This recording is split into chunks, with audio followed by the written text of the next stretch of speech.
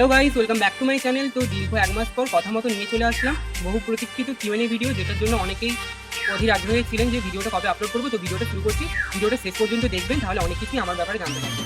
যারা আমাকে প্রশ্ন করেছিলেন তারা হলো সৌম্য মণ্ডল, অনিক কর্মকার, লিপিকা কুইল্লা, রোহন গুছাই, তৃষা জানা, বিজয় দাস, সৃজন ভট্টাচার্য, শুভদীপ পাল, অরিত্র ভট্টাচার্য, বিবেক দাস, সুরজ মণ্ডল, সায়ন মণ্ডল, প্রত্যুষ ঘাটা আর সায়ন্তনী মণ্ডল। তোমাদেরকে অসংখ্য ধন্যবাদ আমাকে প্রশ্ন করার জন্য এবং এভাবেই আমার চ্যানেলের পাশে থাকার জন্য। তো প্রশ্নের উত্তর দেওয়ার আগে একটা কথা বলে দিচ্ছি যে এমন অনেক প্রশ্ন ছিল যেগুলোকে একটু বেশি এক্সপ্লেন করলে আপনাদেরকে বুঝতে সুবিধা হতো, কিন্তু ভিডিওটা বেশি বড় না করার জন্য যতটা সংক্ষেপে বলা যায় ততটাই বললাম এবং ভিডিওর স্পিডটাও বাড়িয়ে দিলাম।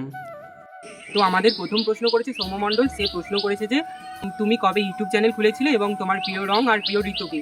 তো তার উত্তরটাই প্রথমে দিচ্ছি। তো আমি ইউটিউব চ্যানেল খুলেছিলাম সম্ভবত 15ই এপ্রিল 2025 সালে।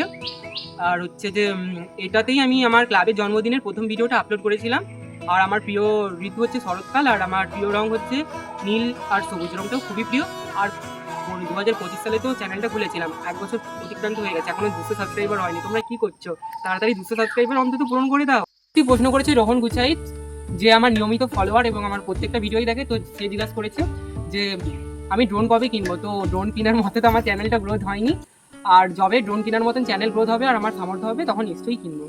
তারপরের প্রশ্নটাও ইনস্টাগ্রামের আইডি থেকে এসেছে, পোকেমন 2 নামে। সে জানতে চেয়েছে যে তোমার ঠাকুর বানানোর জার্নিটা বলো।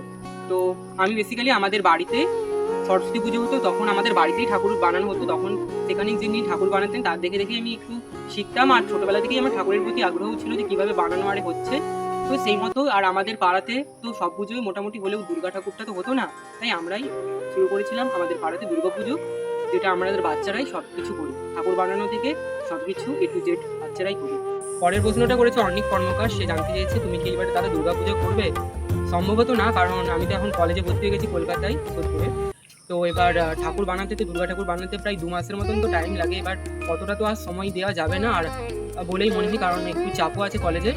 আর হচ্ছে আমাদের যারা যারা ছোটো ছোটো বাচ্চা যাদের সঙ্গে আমি করি, মানে আমাদের ক্লাবের কলরব সঙ্গের মেম্বারদের অনেকেই এবারে মাধ্যমিক দিচ্ছে, তাই এবারে সম্ভবত করবো না। কিন্তু ইচ্ছা আছে, ঠাকুরের আশীর্বাদ থাকলে নিশ্চয়ই কোনো একবার আবার নিশ্চয়ই মায়ের আরাধনায় করবো।